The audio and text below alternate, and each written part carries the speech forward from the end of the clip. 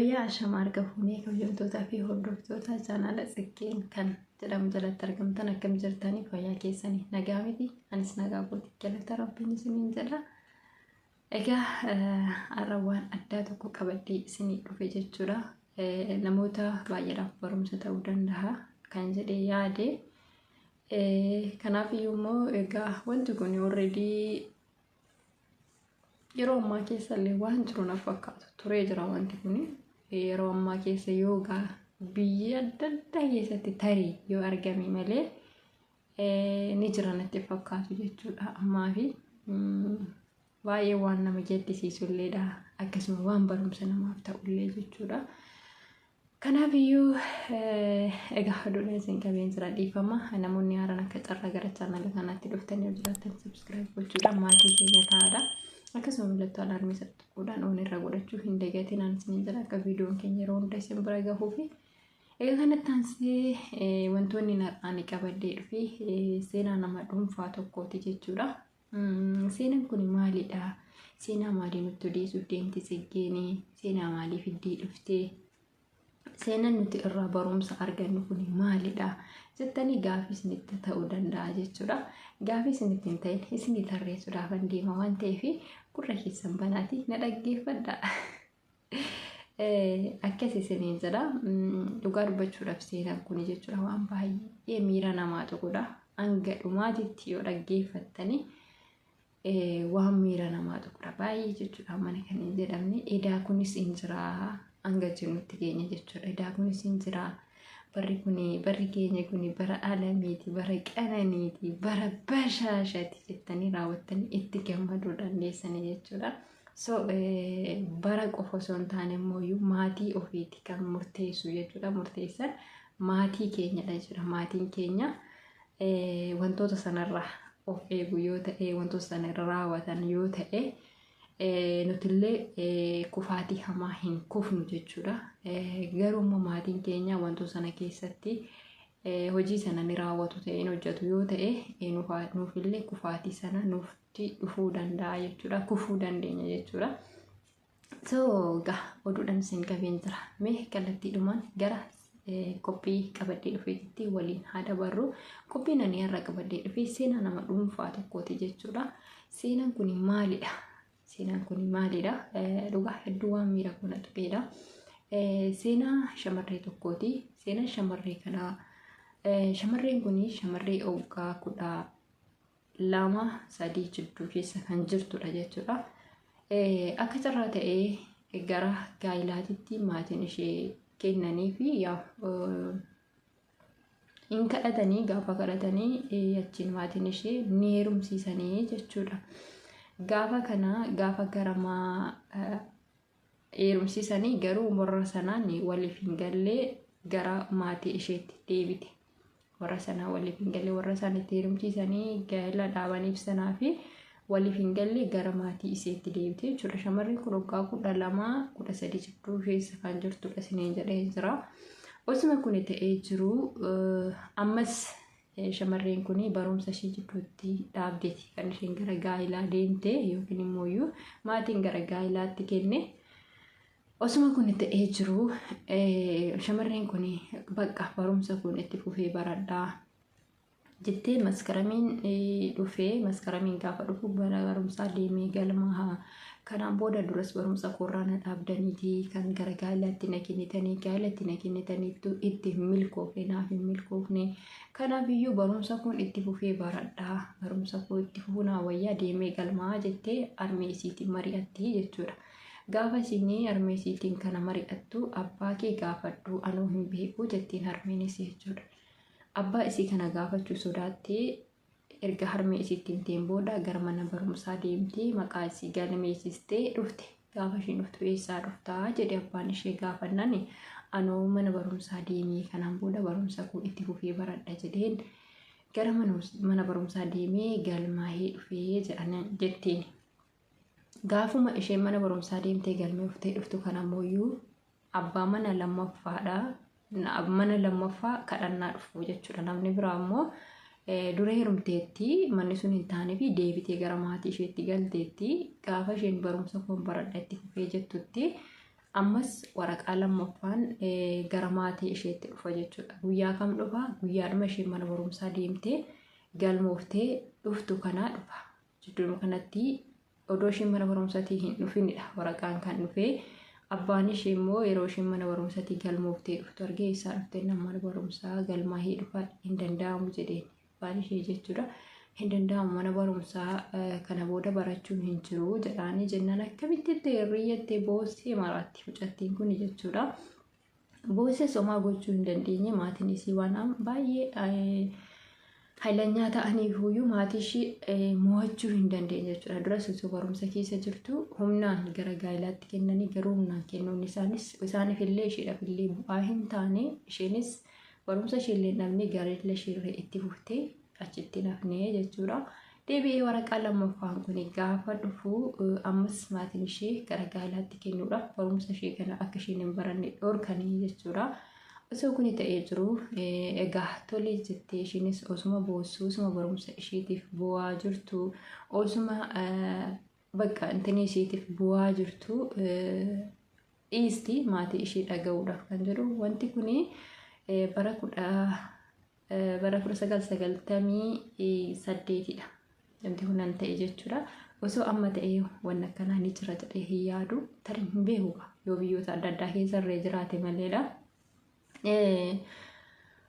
Osoo kun ta'ee jiru egaa waraqaan lammaffaan dhufa. Lammaffaa kanaafis tolee jedhanii mucaa kana heerumsiisuudhaaf maatiin qophii godhatu jechuudha. Gaa'ila lammaffaa dhaabaafii jiru. Intala takkittiidhaa fi bakki duraa hin taane fi gara manaatti deebitee lammaffaa dhaabaafii jiru jechuudha.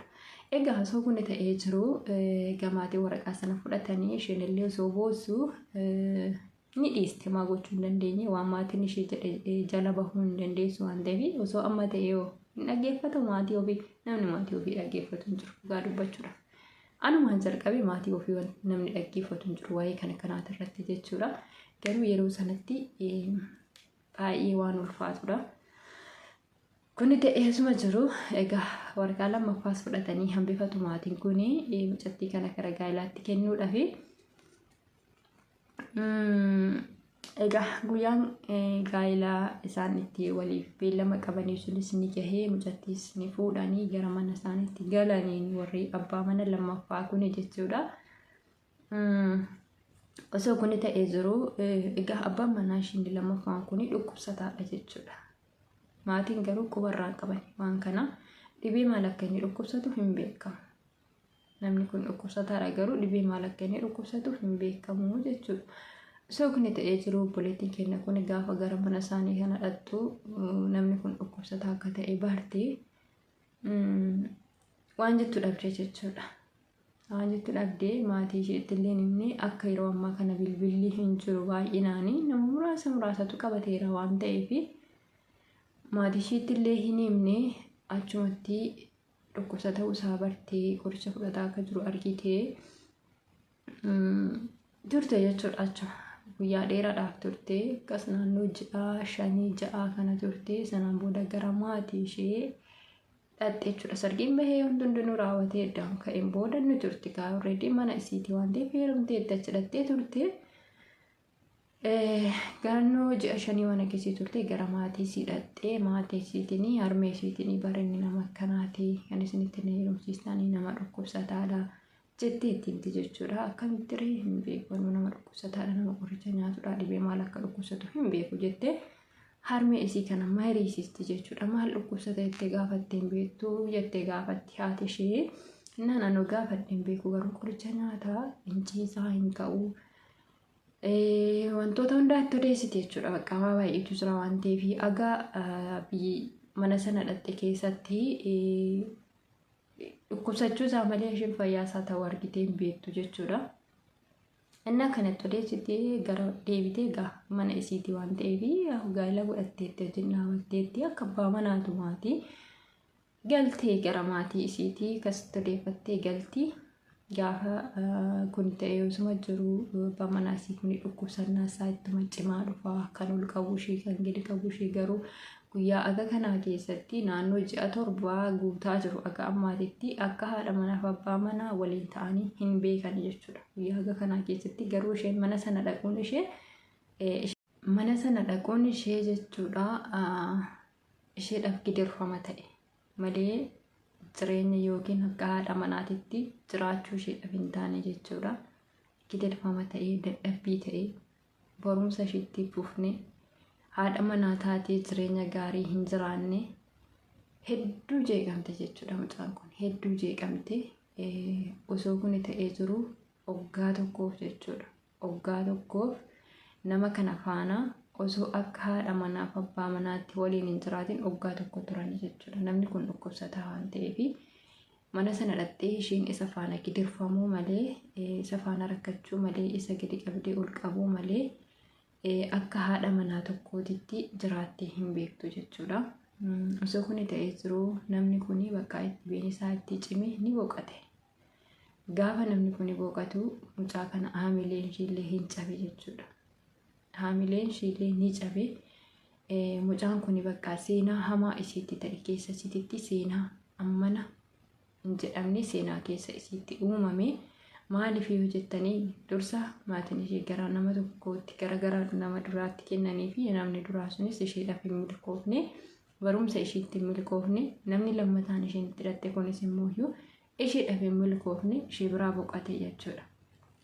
Gaafa kana mucaan kun haamileen isii ni cabee akka wayii taate jechuudha. Akka wayii taate ni boossee bakka sammuu isiitti illee deebi'uu dhabde jechuudha. Mucaan kun osoo amma ta'e wanni kun hin jiru. Osoo amma ta'e hin jiru jechuudha. Maatiin illee waan akkasii namatti taasisanii daa'imti illee hin saramtu jechuudha. Saramtu waan akkanaati. Barumsa isii irra jirtu ta'e barumsa isiitti fufti. Barumsa irra hin jirtu yoo ta'e immoo kan fedhii isiititti kan isiin heerumtu. Garuu yeroo sanatti ammuma yeroo guyyaanii fi maakiroo sekondii wal dabartu sana barri yeroon itti keessa jiru wal darba jechuudha. Namni illee ammuma san jijjiirama jechuudha. Osoo kun ta'ee jiru namni kun ni boqotee egaa namoonni obboleessiwwan immoo nama kanaa ni jiran jechuudha. Obboleessa hangafaa tokkoo fi quxisuu lama qaba. Nama afuridha isaan faana. Shamarran lama qabani jarri kuni.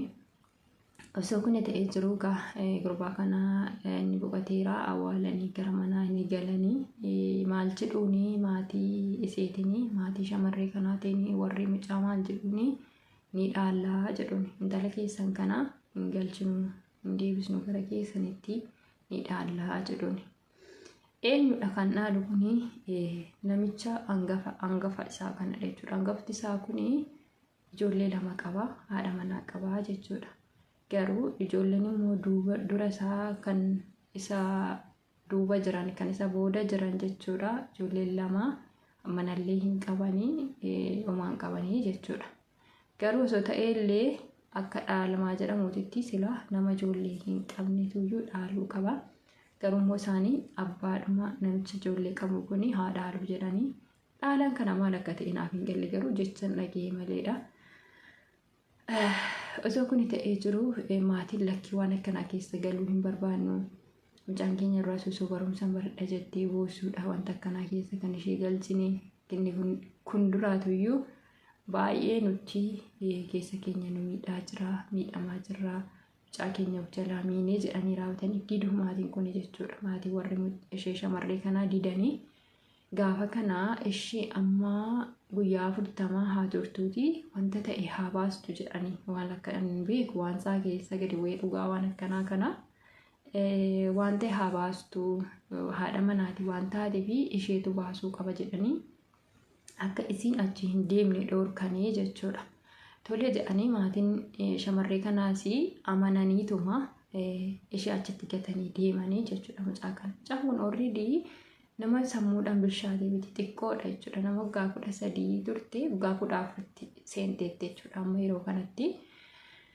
Egaa osoo kun ta'ee jiru amma gurbaan inni hangafti namicha kanaa illikii isaaniin qabatee jira lakka. Abbaa obboleessa isaa du'e dhiiseet maatiin kun akkamitti dhaala nuu kennuu didu mucaa kana kan jedhu illikii isaaniin qabatee jira jechuudha. Osoo kun ta'ee jiru gaafa dhiyaanii wanti ta'ee sun dhiyaanamoo maali yoo jedhan san baasanii gaafa ka'anii mucattii kana gaafa sana halkan isaa mana iseetti dhaqee shamarran ijoollee shamarranii ishee bira bulu. Obboleewwan abbaa manaa ishee shamarran ishee bira buluu turanii. Isheen tokko gaafa inni dhage kana achi deemti. Ishee xiqqoon immoo ishee biratti hafti. Mucaa kana biratti jechuudha. Achi nuti kun ta'ee jiru abbaan obboleessa abbaa manaasii hangafti kuni guyyaa tokko galgala dhaqee achi bahuu dida. Maaliif hin galtanii gara manaa maaliif teessu ittiin hangafa waan ta'eef ni kabajji maaliif teessu hin galtanii jettiin jennaanii har'an galuu asumaan buluu barbaadee jedhaan. Ishii buluu barbaadanis bulaa jettee mucaan dhimma hin qabne jechuudha. Keessa ishiitti yaada hin qabdu. Ishiin yaada kan isiitti ta'e jireenya ishii baay'ee ishee yaaddessee jira. Seenan isii hedduu ishee yaaddessee jira jechuudha. Haamileen isii hedduu ishee cabee jira. Ishiin yaadni isii seenaa isiitu keessa ishee yaada taa'e of miidhaa jirti malee waan kana waan akkasiin irratti raawwataa bakka inni waan akkasiin irratti yaadette hin yaaddu jechuudha. Mucaan tasumayyuu gaafa kana dhaqee hin bahu jedhaa jennaan ishii jettee faraashii lafa buustee fi obboleettii isaa faana immoo isheen gara biraa raftee jechuudha. Gaafa kana halkaniin qexxee ka'ee gara isaan rafan sana dhaqee yeroo dhaqee sanatti maaltu jira ta'e rakkoodha wallaahi nama gaddisiisa baay'ee nama gaddisiisa. Egaa waan naqeef raawwatee biraa deema. Zaatoo kun ta'ee jiru mucattiin kun akka carraa ta'ee gaafa inni ishee faana dabarsiituu deemutti gaafa kana mucattiin gaafa xiqqoo turte ji'aan booda of ilaaltutti mucaa garaadhaa qabdi jechuudha. Nama waggaa 14 taate mucaa garaadhaa qabdi jechuudha. Achiin gaafa kun ta'eetuma jiru maatii isii naa waamtan malee jetti. Maaliifin amma kana hundaa warri haati abbaa manaa isiitii fi abbaan isii amaachin isheen dhageenye waan kana akka inni waan kana ishee irratti raawwate abbaa manaa ishee faana waggaa tokko kan achi turte wantoota akka haadha manaaf abbaa manaatti waliin turan hin beekan jechuudha. Maaliif isa faana rakkataa isa faana dhibeessaa turte malee isa faana wanti isheen dabarse tokkollee hin jiru. Guyyaa muraasa keessatti erga inni boqate obboleessi isaa kun waan akkanaa ishee irratti raawwate jechuudha. Isa kun ta'ee jiru bakka maatii koonaaf waamaa jettee gaafa ji'a guutuu guyyaa pireediin ishiitti dhufuu didu mucaan kun of shakkiti jechuudha. Gaafa of shakkitu maaliif pireediin kun natti dhufuu didee maali laata jettee baay'ee of shakkite. Oddoo kun ta'ee jiru gaafa kanaan booddee maatii naa dawwalaa jette. Maatiitti dawwalanii fi gaafa waamanuu ani bakka hin barbaadu jettee abbaan isheetii fi obboleessi ishee bira dhufanii jechuudha. Gaafa isaan dhufanuu anasitti nafu sun faana deema malee jettee kaate. Nafu sun faana deema malee jettee maal irratti turtuu as dhiyanan baastu maaloo jedhanii isaan gaafatanii jennaan bakka hin barbaadu. Isaan umtaa baasanii yookiin immoo isin bira ta'eetiin hin baasa rakkina hin qabu jettee diddee gara maatii isee deemtee jechuudha. Gaafa gara mana kimii deemtee ilaalamtu mucaa garaadhaa qabdaa jedhanii. Mucaan isheen garaadhaa qabdu mucaa obboleessa isheetii obboleessa abbaa manaa isheeti jechuudha. Kan abbaa manaa ishee osoo hin taane kan obboleessa abbaa manaati.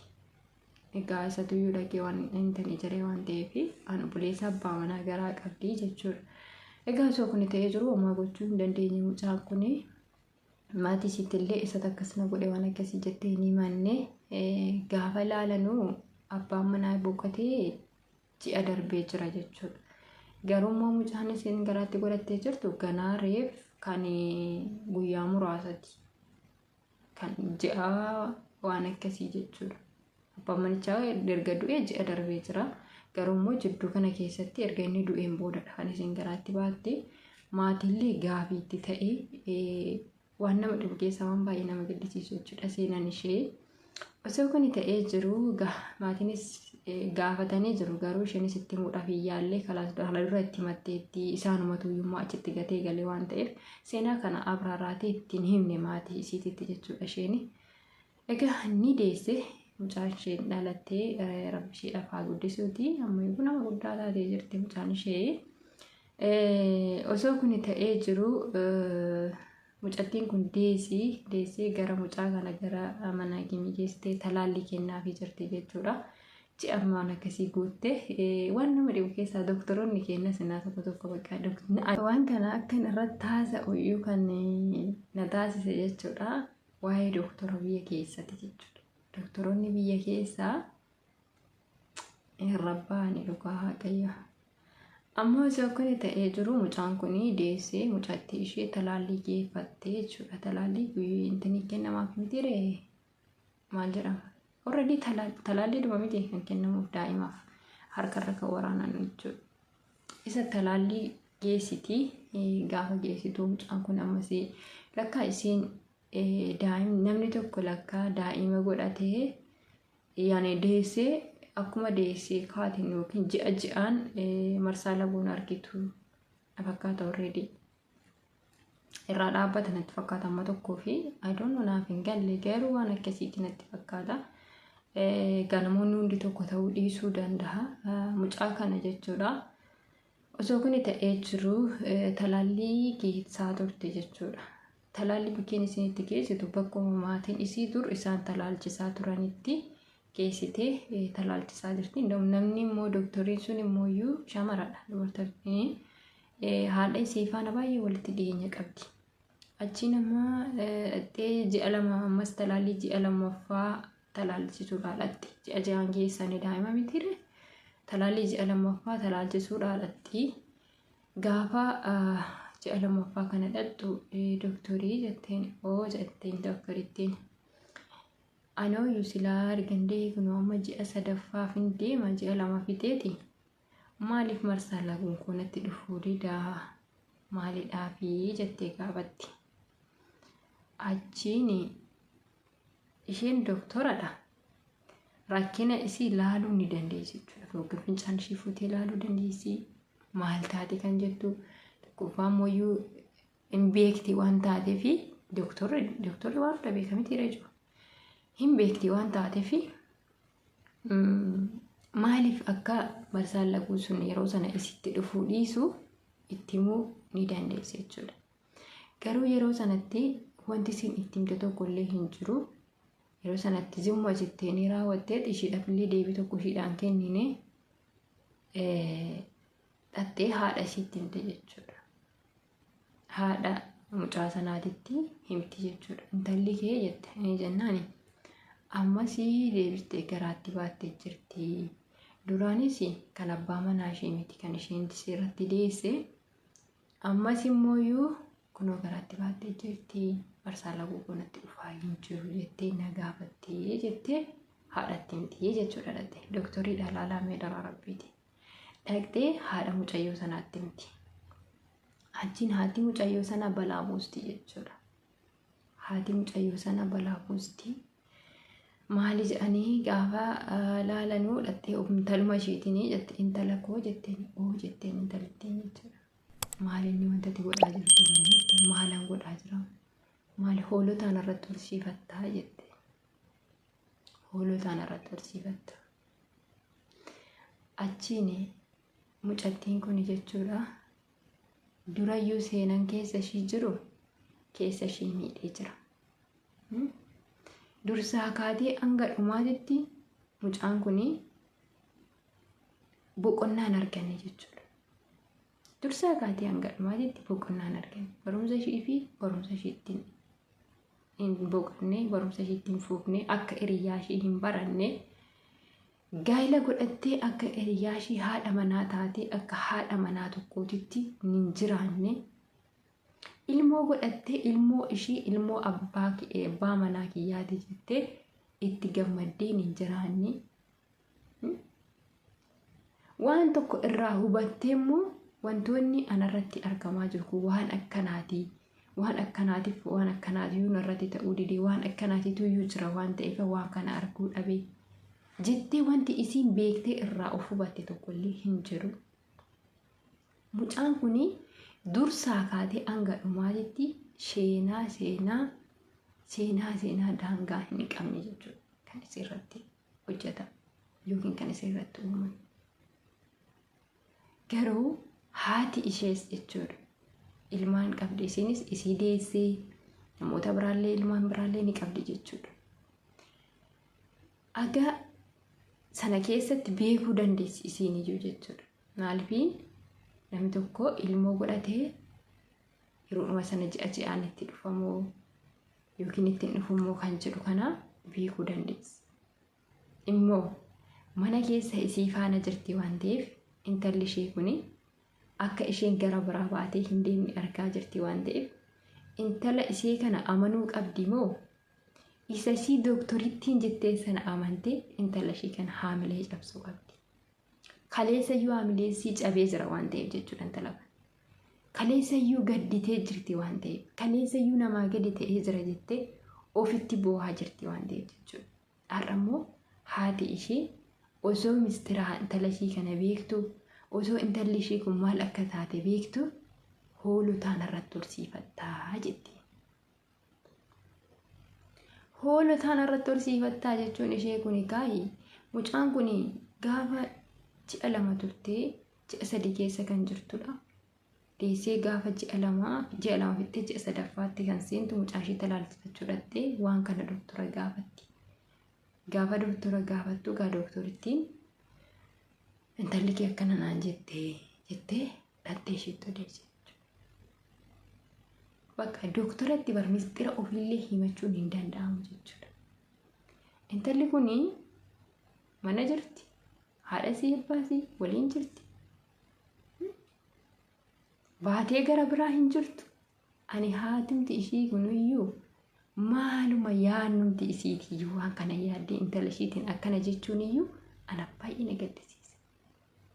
Baay'ee jechuudhaan mana kana hin jiran. Osoo isin ta'ee maal jettu? An dhugaa dubbachuudhaaf jechuudha.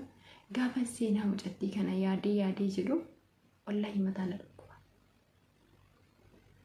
Mataan na dhukkuba baay'ee. Immaan tokko natti dhufa. Maaliifii mucaan kun intan karaattatte jechuudha. Intan karaattatte irrakkatte. Achii kan maal gooti haati ishii kun micayyoo siifan guddisaa jetteen.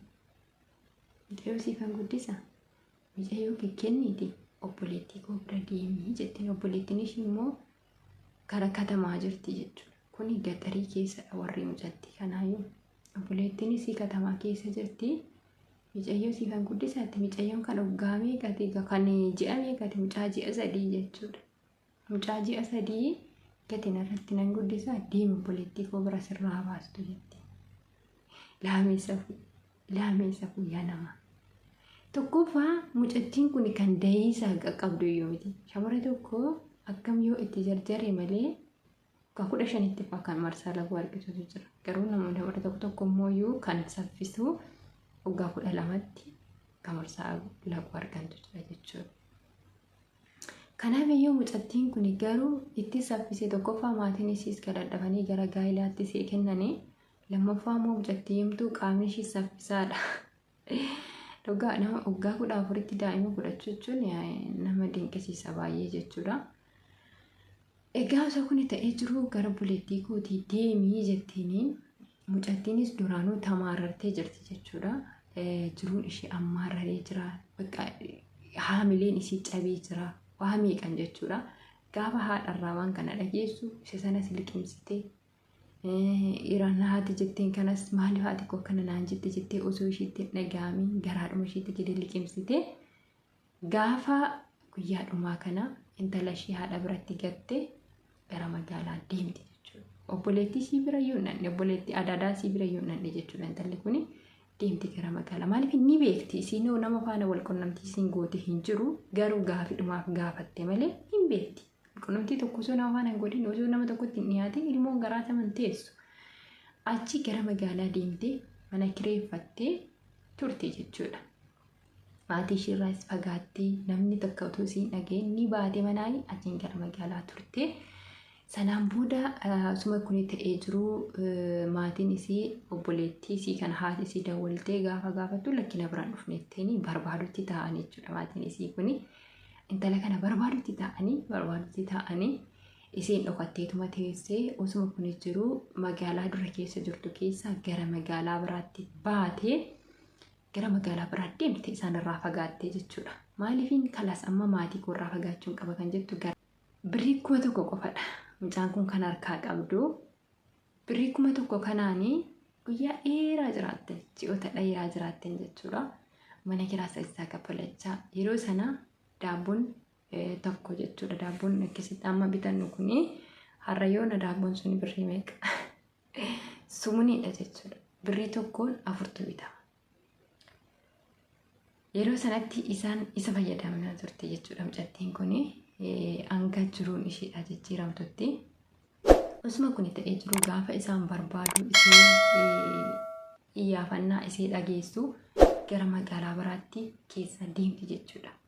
Gara magaalaa biraatti gaafa deemtu egaa ammuma gara magaalaan xiqqoo guddina magaalaan qabduutitti jijjiirama qaba wanti hundinuyyuu jijjiirama qaba jireenyi. Birrii 1,000 kanaanii ji'a meeqa jiraatte mucaan kun? Naannoo ji'a 3 jiraatti amma deebiste jechuudha. Kan dursa yeroo manaa baatee jalqabee hanga ammaa kana hanga yeroo sanaatitti gara magaalaa biraatti jijjiirrattuutitti ji'a 3 turte jechuudha. Amma birriin 1,000 kun harkaa qallachaa jirti. Manni kiraa birrii 30 waan akkasiitu kaffalama. Birrii 30 ishii mana kiraa ni kaffalatti. Dura yeroo gara magaalaa xiqqoo keessa turte birrii 20 kaffalaa turte. Gaafa achisitti birrii 10 dabala. Birrii 30 kaffalatti mana kiraayee. Osuma kun ta'ee jiru birriin kun harkaa dhumti jechuudha. Birriin 1,000 kun harkaa dhumti. Hojii barbaadachuu jalqabdi jechuudha. Hojii barbaadachuu gaafa isheen jalqabdu hojii carraa ta'ee hojii argatti. Ababaa faafrikaa ababaa hojjetamu jechuudha. Ababaa faafrikaa argatti. Ababaa faafrikaa kana osuma hojjettu gara guddinaatti dhuftee rabbis gatee nama hangatu jechuudha. Yoo namni nama gate rabbi nama hangatu maatii isheerraa fagaattee bakka gara guddinaatti dhufti. Osuma kun ta'ee jiru ababaa faafrikaa sun ni dhaabbatee gaafa inni dhaabbatu ijoollee achi keessatti wal babbartee jirti. Gara ammas wanta warshaa biraa barbaadatti jechuudha. Gaafa warshaa biraa immoo barbaaddattutti immoo jiruun immoo kaasilaa wanti hundinuu yoo hojjetan malee wanti namaa dhufu hin jiru waan ta'eef maaliif nama haayi namaan jedhu tokko bukkeedhaan hin qabani. Osuma kun ta'ee jiru egaa amma mucaan kun rakkatti jechuudha. Iddoo kanatti hojiillee dhabdee ni rakkatti iddoo kana keessatti baay'ee rakkatti jechuudha. Mana wayii kan birriitti kaffalanii miti. Laga wayiitu jira. Laga qarqaraadha jechuudha. Iddoo sana wantoota baay'ee bineensiin jira. Qamaleen kun kan akkasitti nurratti ciichisaa bulti jettee. Amma osoo kun ta'ee jiru gara mana duwwaa kanatti hiriyaa ishee takka galchiti jechuudha. Waan baay'ee nama gaddisiisudha.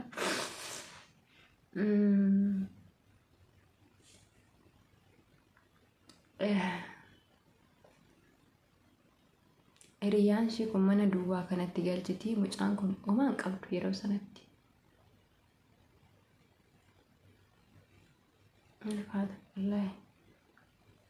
Homaan qabdu. Baay'ee ulfaata. Waan nyaattus hin qabdu. Waan dhugdus hin qabdu. Sanaan booda bishaan laga keessaa achi yaa'u. Lagdi mana sana gajjallaa jira. Bishaan laga keessa yaa'u kan horiin illee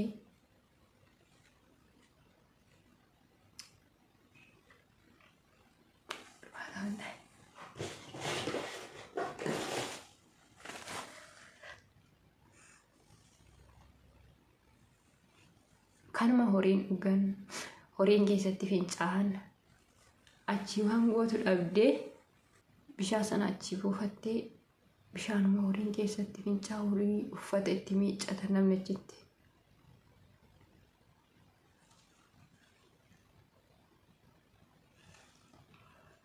Isa achi buufattee dhugdi. Achi waraabbattee dhugdi. Waaqayyo baay'ee seenaa mucaa kana baay'ee garaa nama nyaata. Ammana kan hin jedhamne. Gaafa dhumaarra waan gootu dhabdee bishaan sana suusuma dhugduu caammaa tokkittii qabdi. Caammaa tokkittii sana qoraadiyootti gurguratti. Siinii yoo birrii 3 moo birrii 2tti kan isiin gurgurattu jechuudha. Birrii 2tti caammaa sana gurgurtee akkuma dura isiniin jedhe daabboon sun egaa daabboo tokkotti sumuuniidhaan bitamti. Birrii tokkoon daabboo 4 bitatte daabboo tokko ganama galgalatti adda hirattee jechuudha. Daabboo tokko ittiin oolti bulti jechuudha.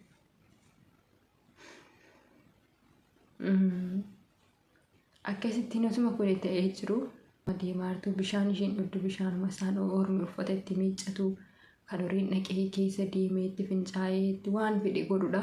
Siisa waraabbattee dhugaa. Amma kana ta'ee jiru akka carraa ta'ee tuma deemtu.